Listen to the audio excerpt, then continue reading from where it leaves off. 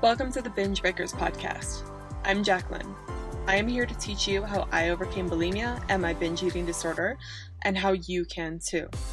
Through simple steps of mind management, repairing your relationship with yourself, understanding your habits, and intuitive eating.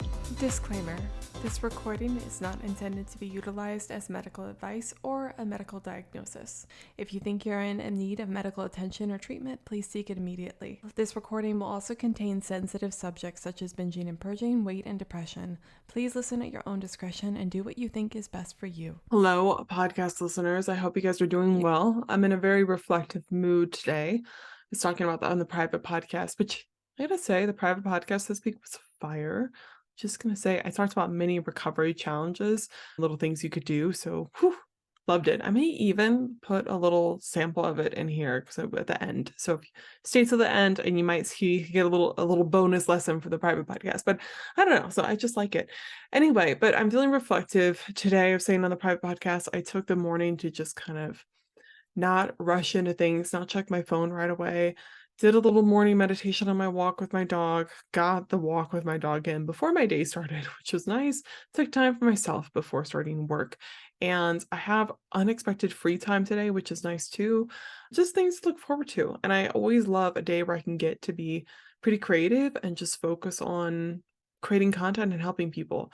And I just spent a lot of time journaling this morning about why I want to do what I want to do. And some of the reasons are they're about me, but I just was remembering the reason I started all this, which was to help people, right?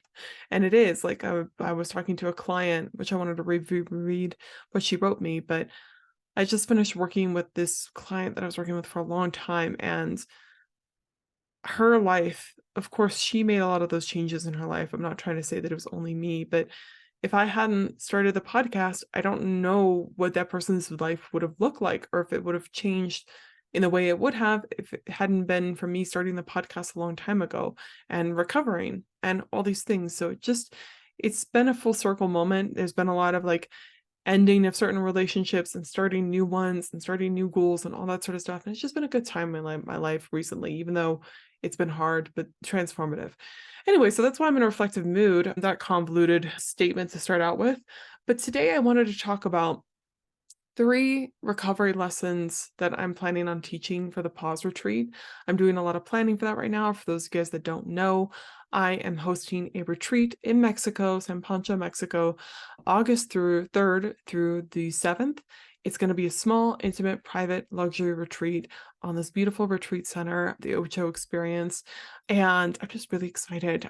So it's going to be really nice. I'm going to be focusing with the people there on recovery, nourishing their bodies and souls, really giving them time and space to feel their feelings, go through urges, and teach them what it's like to take care of themselves, And we're going to have open group discussions, all those things. It's just going to be wild. Really excited, but nervous because I've never done a retreat before, but I'm excited. If you want more information about that, you can go to bingebreakers.com/pause-retreat.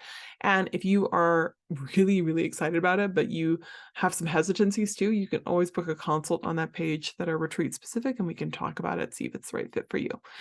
However, I'm planning for the retreat, right? And I was thinking a lot about the lessons I wanted people to learn. And since it'll be a small retreat, there'll be freedom for us to kind of guide the group conversations depending on who's there and what their needs are. But I do want to have some lessons prepared and certain core principles woven into the retreat. And so I already kind of did a podcast about this, about 3 things I'm hoping that they'll leave with when I talked about that. But I also want to talk this one about the lessons I plan on teaching and why they're important to your recovery. So sit back, relax. I hope that whether you're going to a retreat or you're just listening in your own life, you can apply these things to your recovery today or help you think differently about how you're approaching your recovery. So the first thing I really want to teach people, and a retreat environment is the perfect place to do this, but you can do it at home too, is urges, feelings, discomfort. They are indicators. They're not things to be fixed. Of course, I'm not saying you have to be at level 1000 anxiety 24/7 and you shouldn't try to fix that. If you're feeling that anxious all the time, of course, something's probably causing it, and you might need to consider changing, your caffeine intake, what's going on in your life, your stress, go to the doctor, talk about medication, those sorts of things. However, even if you're performing at an optimal level in life, there are always going to be uncomfortable feelings.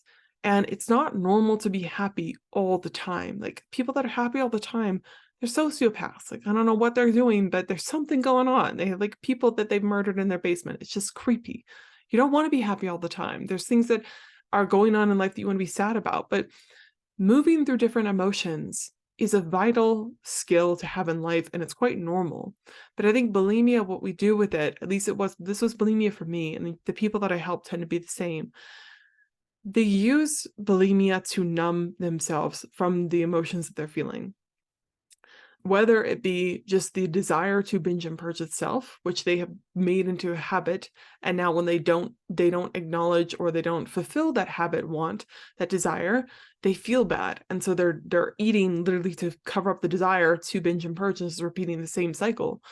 But oftentimes also they're numbing themselves with the binging and purging to something that they don't like in their lives, to an uncomfortable feeling, to anxiety, to whatever it is. Food becomes a coping tactic for many of us when we're very young. I remember the first ways that I really comforted myself solo were with food, which I didn't pick up on. It seems so innocent, and it can be innocent, but growing up, I think a lot of times I turned to food for comfort when I was isolated or when I was upset or things like that.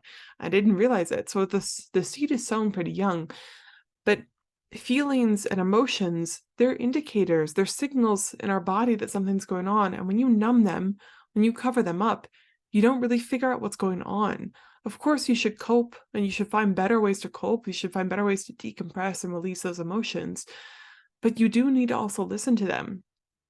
I just did a coaching call with my coach actually on Sunday, and I hadn't had someone do this with me for a while. But coaches need coaches too. Coaches need therapists too. People that are helping people need people to help them too. Just want to make that very clear. If you're working with someone who thinks they need no help, that's a bad sign. But the person, I was feeling all this emotion and anxiety, and they walked me through an exercise. They could sense that I was feeling judgment for that anxiety too. And they walked me through an exercise of just feeling the emotion, right? Of just inviting it in, describing it, and understanding what it's there to tell me, right? And when I could finally embrace and stop resisting that emotion, it taught me a lot about my life. And that's what a lot of people need to do with bulimia. When you're wanting to binge and purge, maybe it's just the habit of binging and purging, but maybe there's something else there. Maybe there's a reason you keep turning to food. And if you constantly turn to food, you can never figure out what it is. So bringing that to you, I want to teach people on this retreat how to not only feel their emotions, but what their emotions could be telling them.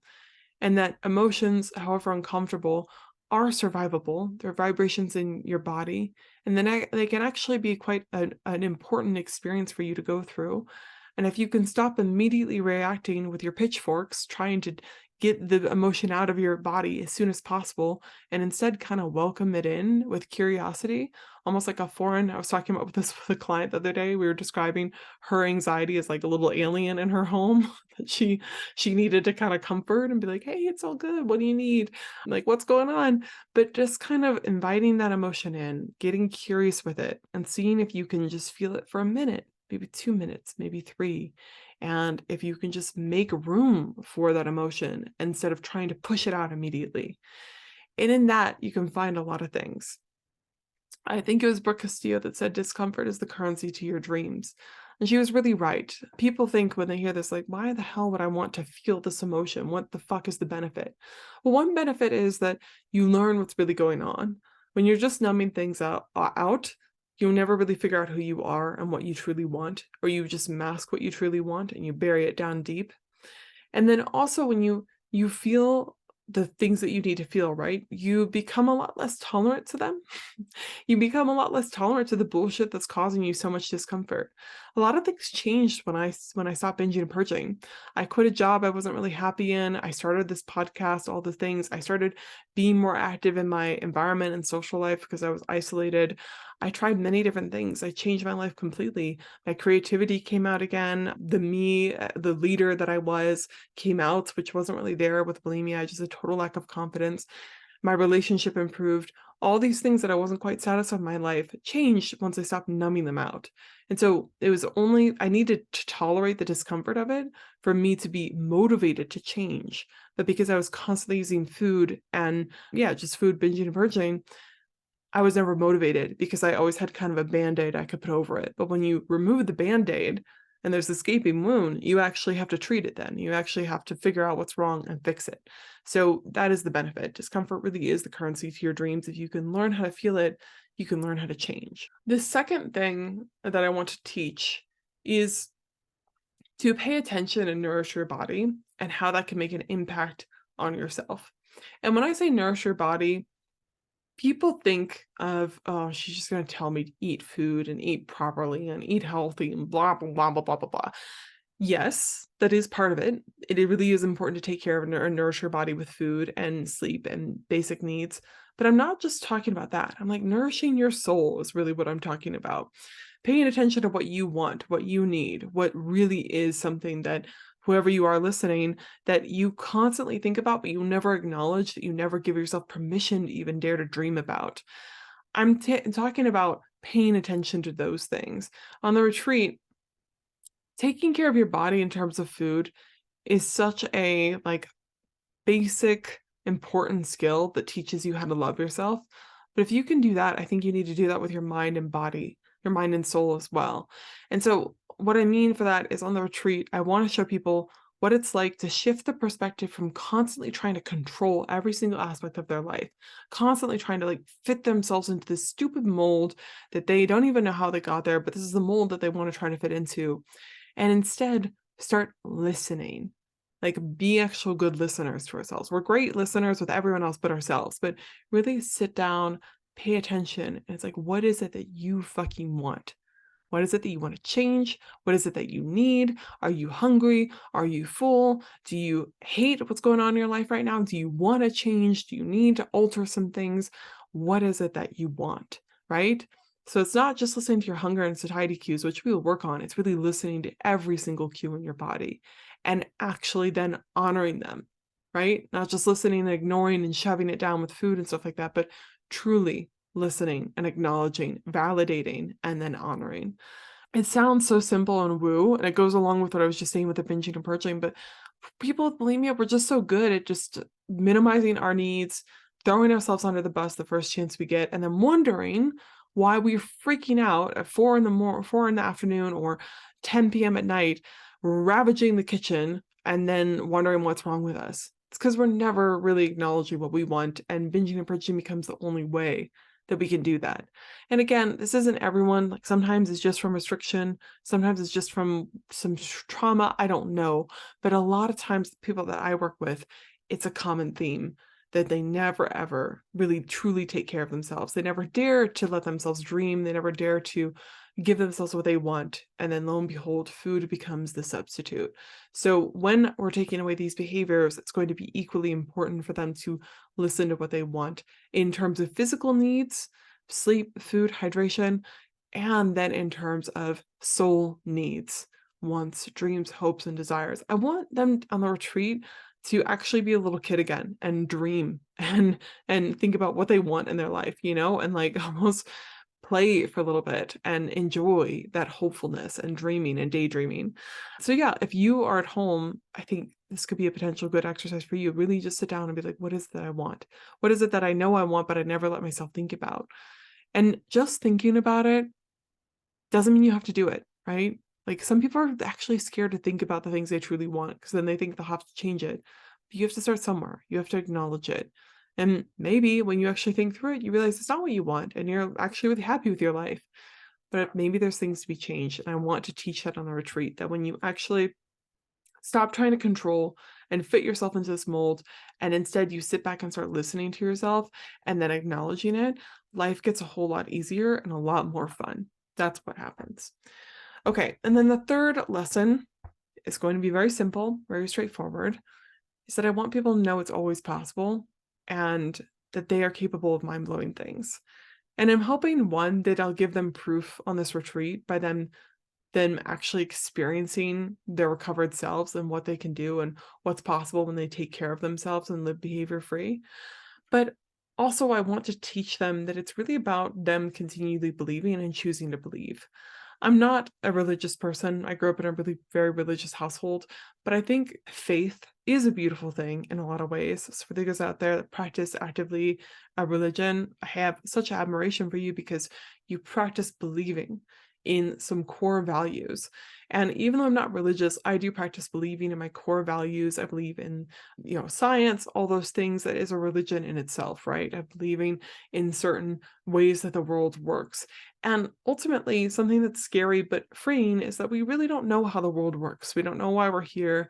We don't know everything.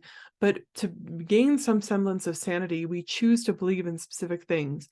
Some of us put our values into religion, some of us put our values into science, some of us put our values into, I don't know, but they put it into like mindfulness. I'm not sure. But whatever you put your value into, it's a choice, right? It's you actively choosing to believe in that every single day. And I want people on the retreat to know that believing in themselves is a choice and that they can choose it every single day. And when they actually show up believing in themselves, that it is possible, things change for them. If I didn't believe that this retreat wasn't going to be life-changing, then no one would show up and it'd be totally awful because I didn't even give it a chance.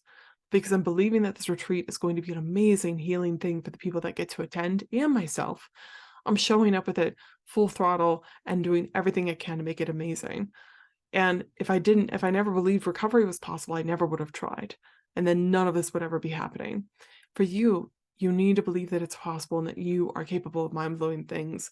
And I want to teach them how to look for evidence in their own life that they are capable of it so that they can keep furthering that belief in themselves and then keep trying towards it and building more and more evidence as time goes on.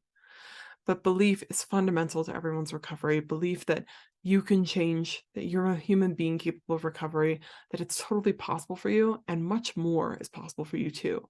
Recovery is only the start, right? No matter how old you are, there's always an opportunity to reinvent yourself and create many more mind-blowing experiences for your life and peaceful serenity experience, happiness experience, whatever it is you're looking for, that is possible for you.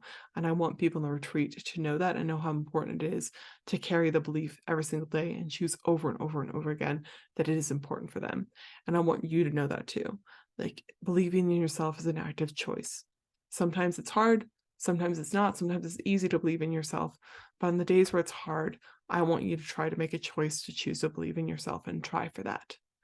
Okay, I'm gonna let you guys go. Thank you so much for listening. I hope you found this useful, a little behind the scenes for you on my lesson making things, but I really enjoyed recording today's episode and I'm really enjoying planning for this retreat and I'm really enjoying making content for you. I've been doing this podcast for 3 years now, which is wild to think about, but I'm so appreciative of everyone that shows up and listens, and without you, I couldn't do what I do, and it really is a privilege and honor to work with the people that I've worked with and to just be in your ears every week. And the fact that you listen to me, that is a privilege that I don't take for granted. So thank you. All right, never give up on yourself, my friends. Bye. Binging is kind of just like I wasn't even in my body anymore. I was disassociating all these things, and my mind was going a million miles per hour, and food was the only way I could anchor myself. But pausing can anchor yourself too. And during the pause, you could focus on a few different things. You could focus on just simple breathing techniques, right? Breathing in for 4 seconds, holding it for 4 seconds, breathing out for 6 seconds, holding it again, and repeating as much as needed. You could also consider doing like a feeling exercise, describing the feeling of urge that's going around you. You could simply just describe what's happening around you, right? And how you're feeling in the moment. Be like, I'm here, I'm in my kitchen, I'm standing on the ground, my feet are here, this is in front of me. And the purpose again is to help you get out of your head and into the world that you're in. And in that moment, you can find some peace and then make a decision. And even if after the pause, you decide to do something that's maybe not in your best interest, you decide to binge, you decide to purge, whatever it is, you have then put in a new habit of, I have this intense feeling or trigger or whatever it is, and instead of immediately reacting, I'm taking a moment to process before I continue on. And that is where you build so much fucking power, because you realize I have a choice in the matter. I have some sort of control in the matter. I can choose to do different things. Even if I'm choosing to binge, there is potential here. There's possibility. So I think the best mini challenge you can do in your recovery is to pause for 2 minutes, doing what we just suggested during urges, or if you just want to make a habit of practicing pausing daily. There's this thing called walking meditation. And that's what I did this morning. I didn't just sit and meditate. I actually listened to the meditation on my way to get coffee with my dog and walk around. And the purpose of it is to practice meditating when you're in motion, when you're flowing around. Because in life, of course, it's nice to meditate and stay seated and sit down and have everything perfectly aligned. And I feel like that's what the pause retreat will be in a lot of ways. It's just we're giving people a perfect environment to recover in. It's safe, it's peaceful, there's no stress going around, there's nourishment in terms of mind, body, and soul. That's what the pause retreat will be. But in your daily life, you can't just sit and meditate. You have to be going. Maybe there's kids to take care of, a dog, work to do, appointments, your car is breaking down, whatever. You need to be able to do active meditation and need to be able to practice doing it and during active time, so that when you need it during an active time, say when a binge and purge is happening, you will be prepared. And so the benefit of pausing and practicing the pause, even when you don't need it, is that when the occurrence arises, you will actually be more prepared and know what to do. Practicing it beforehand. It's like you're doing a simulation plane ride before you actually drive the plane. So this could be an amazing, amazing mini challenge.